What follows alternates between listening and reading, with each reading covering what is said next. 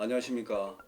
이대한경제 정치데스크 권역식 정치부장입니다. 오늘은 제가 사실 재보선 이후 이 여야 정치권에서 벌어지고 있는 지도부 재편 과정에 대해서 한번 말씀드려 보도록 하겠습니다. 지금 지도부는 물론 당권, 당대표와 또 원내사령탑, 원내대표를 뽑는 경선이지만은 멀리는 내년 3월 11개월 뒤에 있는 대선 전국에 승리하기 위한 그런 정지 작업이라고도 할 수 있겠습니다. 먼저 여당 더불어민주당을 볼 경우에 지금 원내대표는 이미 4월 16일 윤호중 4선 의원으로 선출이 됐습니다. 윤호중 의원이 친문으로 이제 분류되는 인사죠. 그리고 5월 2일 다음 달 2일 당대표 경선을 앞두고 있습니다. 여기도 마찬가지로 친문 홍영표 의원 4선 의원이 출마했고, 그리고 5선의 송영길 의원과 4선의 우원식 의원은 비문으로 분류되고 있습니다. 어떻게 보면 친문과 비문의 그 경쟁 구도는 그대로 유지되고 있다고 볼 수 있겠죠. 그리고 야당을 한번 볼 것 같으면 야당은 지금 원내대표부터 선출하고 있습니다. 내일 모레 글피에 4월 30일 원내대표 경선에 지금 4명이 출마를 했습니다. 여기는 친문에 상대되는 개념으로 친박이라고 볼 수 있겠죠. 친박 비박인 개념이 있는데 권성동 김기현 의원 4선, 김태흠 유이동 의원 3선입니다. 그리고 굳이 친박과 비박으로 구분을 한다면 권성동 의원은 그 박근혜 대통령 탄핵 소추 위원장을 맡았기 때문에 아무래도 비박으로 분류하는 게 맞을 것이고, 김기현 의원은 탄핵 정국에서 울산시장으로 빠져 있었기 때문에 그렇게 개파색이 강하진 않습니다. 그리고 김태흠 의원은 친박 강성이라고 볼 수 있겠죠. 그리고 유이동 의원은 바른미래당 출신이기 때문에 아무래도 비박으로 분류될 수 있습니다. 결과적으로 친박에 가까운 인사 2명하고 비박에 가까운 인사 2명이 출마를 했다고 볼 수 있겠습니다. 그렇게 지금 현재 3개의 레이스가 지금 가동 중인데, 여야 통틀어서 3개의 레이스가 가동 중인데, 현재 이 상황에서 가장 큰 변수는 이 도로 친문당 또 도로 한국당이 될 수 있느냐는 그런 비판의 목소리입니다.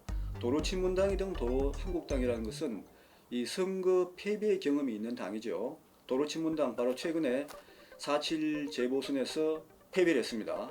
그런 패배의 경험을 딛고 뭔가 혁신과 변화를 모색해야 되는 반성 기조로 가야 되는데, 도로 친문 세력들이 당권을 장악한다면 문제가 있지 않냐 하는 그런 목소리고, 또 도로 한국당은 과거에 지방선거 또 대선 다 패배했던 그런 정당인데, 지금 나름대로 김종인 비대위원장 그 이후에 탈보수를 하고 또 뭔가 변화의 목소리를 내가면서 노력을 했었는데, 다시 도로 과거의 모습으로 돌아갈 수 있느냐는 그런 비판의 목소리겠죠. 그런 차원에서는 변화를 모색해야 되는데, 민주당은 지금 당대표 경선에서 아무래도 원내대표를 친문에서 가져갔기 때문에 당대표는 친문이 아닌 뭔가 좀 보완적인 인사가 되는 게 좋지 않느냐, 아무래도 비문이겠죠. 그런 면에서는 송영길 의원과 우원식 의원이 좀 유리한 상황입니다. 그런 상황인데, 그렇다고 해서 그런 쪽으로 한쪽으로 다 이 여론이 갈 수는 없는 것이고, 당대표 경선에서 유권자의 90%가 당원입니다. 당원들 입장에서 볼 때는 어떻게 보면 집토끼라고 할 수 있는데, 집토끼 입장에서 굳이 산토끼를 의식해서 친문을 피해야 되느냐, 친문을 접어야 되느냐 하는 그런 목소리가 나올 수 있기 때문에 여전히 홍영표 후보도 유력한 승리 후보자라고도 볼 수 있겠죠. 결과는 두고 봐야 되겠습니다만은. 그리고 국민의힘 같은 경우에는 친박과 비박의 구도로도 볼 수 있겠지만은, 근데 권성동 의원과 김기현 의원이 4선으로서 조금 이강 구도를 형성하고 있는데, 권성동 의원과 김기현 의원이 물론 친박과 비박이라 큰 구도로 구분할 수도 있겠지만은, 그것보다는 이분들의 그 지역적 차이. 권성동 의원은 강원도 출신이고 김기현 의원은 울산 출신입니다.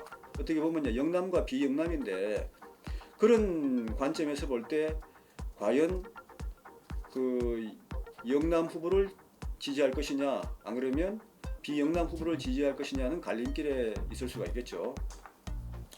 여기서 또 한 가지 변수가 무엇이냐면 이 국민의힘 같은 경우에는 원내대표 이후에 당대표 경선이 한 달 뒤에 있습니다.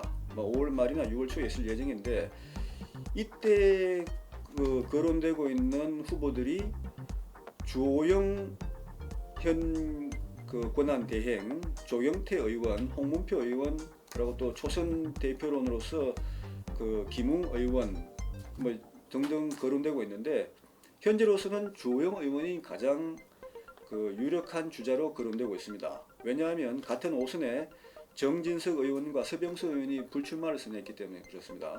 그러면 지금 원내대표의 권성동 의원과 김기현 의원이 대여 전투력이랄까 또 내공이랄까 역량에서는 별 차이가 없고 아주 두 사람이 탁월한 그런 실력을 가지고 있는 주자이면서도 기껏 차이 나는 것은 영남이냐 비영남이냐 강원이냐 울산이냐 그 정도의 지역적인 출신 차이밖에 없는 상황에서 오히려 한 달 뒤에 있을 당대표 경선에서 누가 유력한 주자로 부상하고 있느냐 또 지지를 받고 있느냐가 더 큰 변수로 작용하고 있다는 것이죠.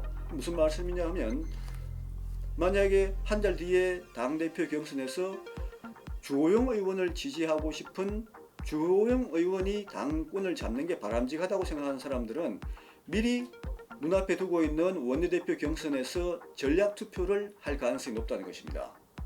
왜냐하면 주호영 원내대표가 TK로서 영남권 후보이기 때문에 원내대표에서 영남권 후보가 당선돼 버릴 것 같으면 한 달 뒤에 당연히 원내대표도 영남 출신, 당대표도 영남 출신 곤란하지 않느냐, 지역 편중 아니냐 이런 비판을 받을 수 있기 때문에 미리부터 교통정리를 한다는 것이죠.